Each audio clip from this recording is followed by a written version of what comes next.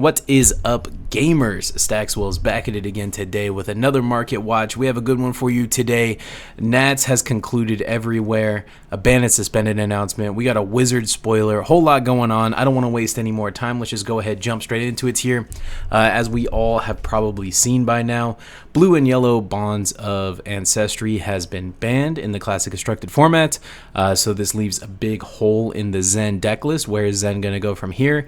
It's very likely that he just kind of leans more into the Crouching Tiger synergies that are kind of present in a lot of the Majestics within Part the Mistveil. Roar of the Tiger is kind of essential if he's leaning in more into that strategy. Cheapest Roar of the Tiger on the market is currently $5. Could be a good spec if you believe that Zen is going to lean more into that Crouching Tiger synergy. Something like Tooth and Claw or Maul is also sub $1. These are all good pickups if you believe that Zen is going more toward that Crouching Tiger synergy.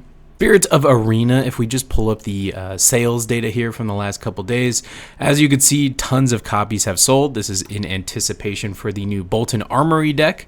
Cheapest rainbow foil on the market is still extremely affordable, only $11 for the cheapest rainbow, and the cheapest cold foil is only like $20.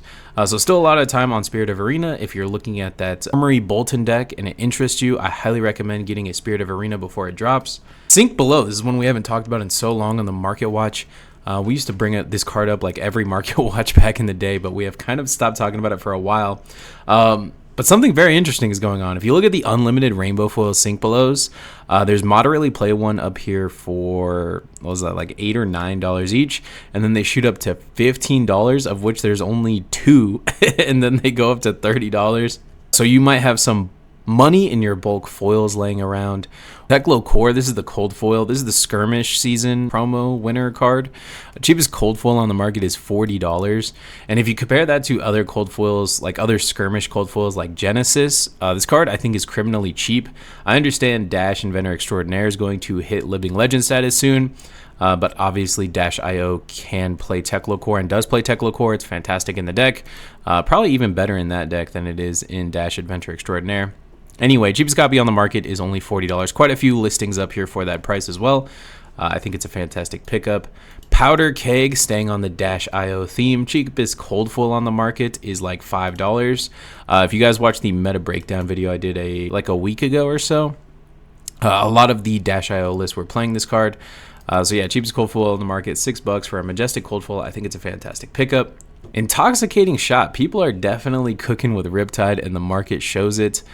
There's like 8 listings total of Intoxicating Shot, and a lot of them are rainbow foil. This card has almost disappeared from the market. Cheapest non-foil is about $10 after shipping, and the cheapest rainbow foil is kind of the same, maybe a couple dollars more. Yeah, not a lot of time left on this card, not a lot of copies on the market, I guess I should say, at all. I guess there's still time, but like there's just not a lot of them out there. Yeah, kind of interesting how the Bright Lights expansion slots, I think it's like that set specifically. When Bright Lights expansion slot cards get good, they kind of just go crazy. Think of something like Fandom Tidemaw. Lucky for us, Riptide isn't like exactly meta right now. He's kind of like a tier 2 hero. But if he ever becomes tier 1, I imagine Intoxicating Shot will just go as crazy as Phantom Tidemaw is. And Brance of Determination, Brance of Determination. Excuse me, I know you guys are going to come for me in the comments if I mispronounce it here. Cheapest copy of the market is $28 for the rainbow foil. Obviously, everyone is citing this card for Enigma. The cheapest cold foil Vambrace is like $60. I think it's a fantastic card. If you don't have it, I think like half the decks in the game play it. So if you don't have it, eventually you're going to need it. Might as well pick it up while it's cheap. The Marvel Crouching Tiger, we haven't talked about this one in a while. It's kind of just steadily gone up a little bit every week. So like, you know, it's just $1 more than it was last week, not worth talking about. But now it's like $52, and we haven't talked about it since it was like $30. So yeah, kind of crazy movement on that card over time. Swell Tidings, I think Surge kind of just seems like a good mechanic with all of the amp coming in the new set. New weapon spoiler that we got for the Wizards kind of proves that they're really leaning into the amp mechanic. So pretty much everything with Surge seems like a good pickup to me. Swell Tidings, Mind Warp, Aether Arc, all of those Surge Majestics seem like they're going to see play. Cheapest Swell Tidings on the market right now is like $6 shipped. I still think it's probably a good pickup. I think you're going to need this card. It seems like a natural inclusion into the decks the way with the information we have now. We're going to get the hero text in like 2 or 3 weeks at Pro Tour Amsterdam. They're going to release the hero text. They release those hero texts. Obviously, the wizard market is going to go quite crazy. So if you have any interest in the class or the heroes, I highly recommend picking this stuff up now before the hero powers get announced, because as soon as they're announced, people are just going to go crazy on the market. Hibachi Blaster, the Marvel Hibachi Blaster from Dynasty. We talked about this card last week. It was $30. It is now up to nearly $50. So yeah, kind of crazy movement there. Time Snap Potion, the alternate art Time Snap Potion. This was the Nationals promo. None have sold for this price tag, but the cheapest copy on the market is $151. Kind of crazy. Yeah, they all have sold for like $75.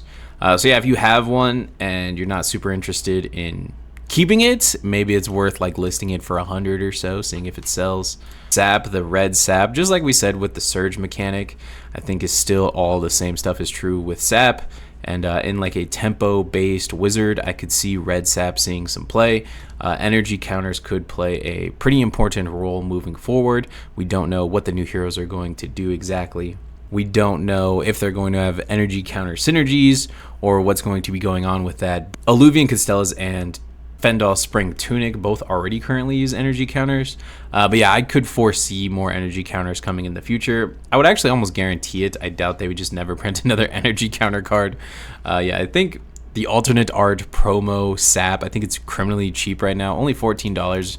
If you don't have it, again, the wizard hype is going to go pretty crazy here soon. So I recommend picking it up. Dishonor, next card I want to talk about.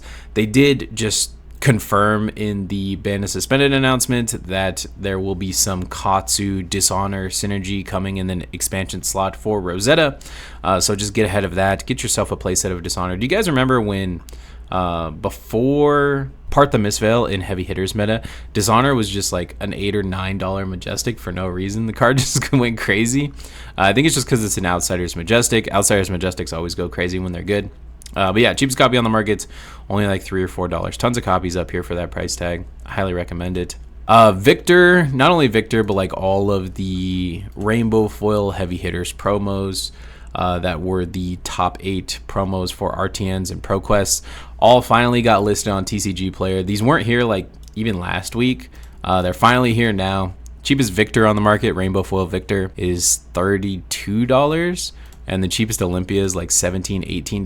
Kasai's like $30. They're all like right around this price tag. KO's $25. So if you want to foil out your heroes and you don't want to pay the Marvel price tags, I think they're all pretty decently priced, pretty cheap, and good pickups, particularly this Olympia. If Olympia is ever good, $18, that seems insane. Flame Call Awakening, I think Rosetta was a good lesson to us all that obviously we're going back to every region and we want to be ready when we go back, right? So obviously we're going back to Volcor at some point. Draconic Talent is like a key component of Volcor. So obviously we're going to go back. Cheapest extended art Flame Call Awakening is only $3. I highly recommend picking all this stuff up. Just get ready for when we go back. Don't be caught buying all this stuff for inflated prices. Just have it in your binder, have it ready. Flame Call Awakening, Flame Scale Furnace, I think are 2 obvious standout pickups. Flame Call Awakening, when it was good, it was like a $12 or $15 card when Dromai and Phi were both playing it. And Flame Scale Furnace was like $80 for the Rainbow Foil for the longest time when Dromai and Phi were both in the meta and playing the cards.